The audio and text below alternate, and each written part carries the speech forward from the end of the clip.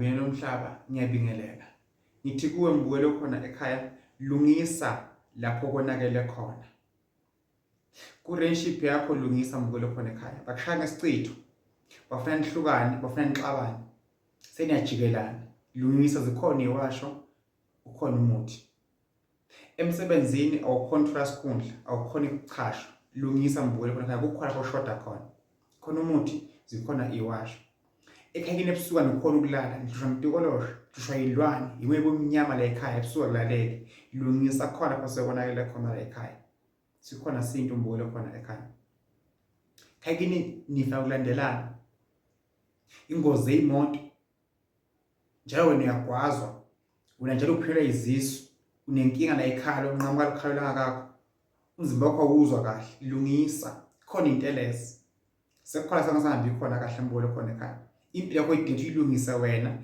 Akekho umuntu ongalungisela ngaphandle ukuthi uyilungisele wena mbukeli okhona ekhaya. La sekonakele khona lungisa mbukeli okhona ekhaya. Ungayivumeli impilo yakho ishone phansi wena ukhona usaphila. Bathi iphupho lomuntu alifi asaphila mbukeli okhona ekhaya. Zonke izifiso zakho oyifisayo azenzeke futhi ayiphumelele. Kodwa uyibemile, kodwa ephikisana nawe. Idlozi lakho lingcolile lifuna ukugezwa. Ufuna mhlawumbe lesithunywa futhi ukufaka impophomeni. Kufanele kumisa entabeni sokukhulekisa, siphamise into esemzimbeni kwena. Lungisa mbukeli okhona ekhaya. Sekukhona lapho sekonakele khona. Njengoba ungaphumeli kumanje, ungakhona ukuba nengane, ungendi, ungalutsholo, ungaganwa, ungakhona ukuvusa ikhala kimi. Sekonakele. Ake sibheke lapha ukuthi umsamo wakho ongcoliswe yini. Singawulungisa kanjani mbukeli okhona ekhaya. Ukuze uphakame empilweni ube rich, ube ngcono, ngamanye ethuke uswele nokuthi uhlupheke kube zemisho. Uma umuntu uphila emhlabeni, either wesifazane noma owesilisa, kumele ube nomuzi. Kumele usebenze. Ibe khona indlela yokufaka imali kuwe.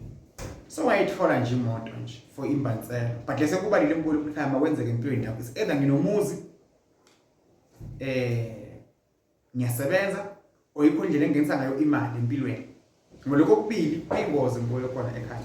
Uma ungenakho bhasopa, uyodosa dege, uyodosa nzima mbukeli okhona ekhaya.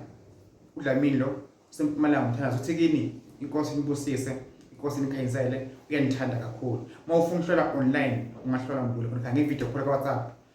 Ungangithinta imali engango-200 mbukeli okhona ekhaya. Uma udinga iwasho ngiyakubhosela, olento osukuyifuna ngiyayiposa ifike la khona noma usuke mina ngifela khona if udinga ngisebenze umuzwa kini or umuzwa wakho or konke ufuna kunyenze la khona nakwenzela. Ufuna ibusiness ngizokunika ibaso ushumise kube khona umehluko kwenzakala empilweni yakho. Ngithi ke mina iya lapho inhliziyo yakho ikhoyela khona. Baningi lapho endabulo ngaya khona. Inkosi ikubusise. God bless you. Ngiyakuthanda. uDlamini lo sempumalanga. Ngiyathokoza.